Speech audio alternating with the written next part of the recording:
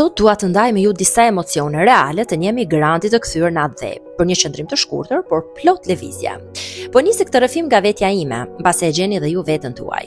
E përjetoj çdo gjë me emocion të veçantë, por pavarësisht faktit që udhtoj shpesh, sërish ndihem e huaj. Këtë lexojnë shikimet e njerëzve. Nuk dua ta lejoj, madje po luftoj shumë ta ndryshoj këtë mendësi.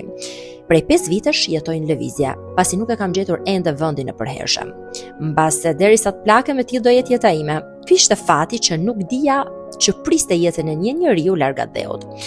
Nëse sot u zgjova herët për të përmbushur një detyrim familjar të nënës time, e cila më kërkoi të shkojmë për një të pame në fshatin ton, për të nderuar dhe respektuar një komshi që kishte ndruar jetë. Ju e dini, detyrimet të tilla janë shumë të shejta për familjet shqiptare. E mora rrugën pak me frikë, pasi ndjej që lëvizjet në autostrada janë shpesh të pasigurta, pasi pak infrastruktura jo e mirë, pak mungesa e kujdesit të njerëzve e bën disi të frikshëm, sidomos për ne emigrantët që kemi pa rregull dhe disiplinë në shtete të ndryshme të botës.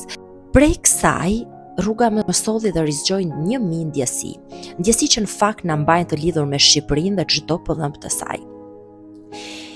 Pjesa më e bukur e udhëtimit ishte ndalesa për një kafe në këtë ambient të bukur me diellin që shkëlqen këtë tokë të bekuar, si dhe lëvizje dinamike të njerëzve. Kafja zgjat pak, merret me Terezi dhe shijohet në maksimum. Këtu bën planet e ditës, pak thashë theme, por shumë dashuri dhe këshilla që burojnë nga tradita jone e vjetër. Edhe nëse nuk e njeh, do të duket sikur në ato tavolina ka diçka që të lidh me tjetrin, dhana sjelltas. E kështu me këto ndjesi të çuditshme, por shumë reale, nisa rrugën. Këtu në makinë me mua janë nëna dhe djali, 2 dashuri që mbushin shpirtin tim plot jetë. Tani jemi në fshatin tim. Ky fshat quhet Dugaxhin e Ri, komuna Thuman. Ka shumë histori këtu për ndarë me ju, por sot jam thjesht për një takim të shpejt, i cili nuk kaloj pa shkëmbyer disa ndjesi që lidh jetën e një njeriu të thjesht në shpirt me vendin ku ka kaluar shumë ditë të bukura të fëmijërisë.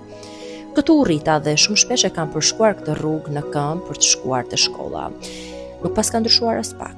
Thon shteti e vlerëson fshatin, por siç duket, përveç punës së bujkut të thjesht që mbijeton përmes të ardhurave të tokës, natyrës që jep jetë, nuk ka investim tjetër.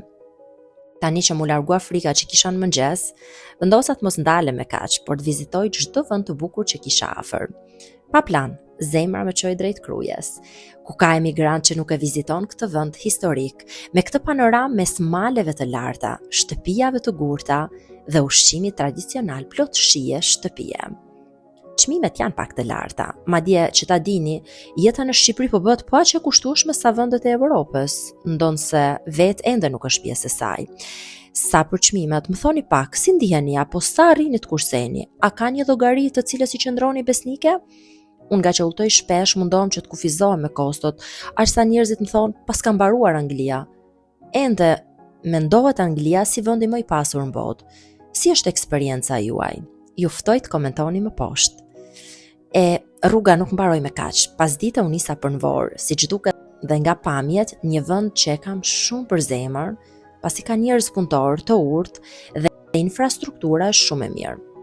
Ndërsa unë vazhdoj udhëtimin me destinacion zemrën, mos harro të ndash ndjesitë tua në koment më poshtë. Për më shumë video, mos harro të bësh subscribe.